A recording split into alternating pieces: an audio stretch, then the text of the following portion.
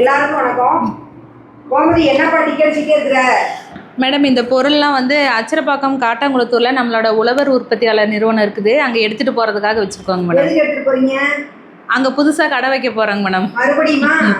மறுபடியும் புது கடை இல்லைங்க மேடம். ஏற்கனவே அங்கே வந்து சிங்கப்பெருமாள் கோவில்கிட்டையும் படாலத்துலேயும் 2 டிபார்ட்மெண்டல் ஸ்டோர் இருக்குது.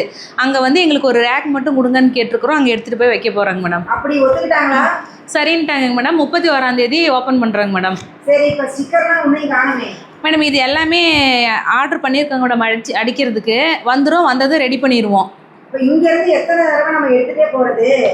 அங்கே தயாரிக்க முடியாதா? அங்கே இப்போ தான் கூட யூனிட் வந்து ஸ்டார்ட் பண்ணியிருக்கிறோம். இன்னும் ஈபி வேலை முடிஞ்சிருச்சுன்னா அங்கேயே செய்ய ஆரம்பிச்சிடலாங்க மேடம். ரொம்ப நல்லது. ஏன்னா அங்கேயே பொருளை தயாரித்து அங்கேயே விற்றாதான் ஃப்ரெஷ்ஷாக இருக்கும். அப்போ தான் மக்களுக்கும் ஈஸியாக வந்து உடனே கிடைக்கும். அதனால் அங்கேயே நம்ம தயாரித்து விற்கணும்.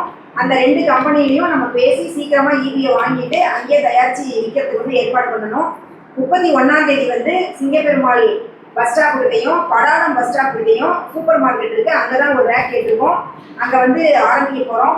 அது பக்கத்தில் இருக்கிறவங்களாம் நீங்கள் 31ஆம் தேதி உங்களை வாங்க, இவருடைய கடைக்கு வந்து என்னென்ன பொருள் இருக்குன்னு பாருங்கள்.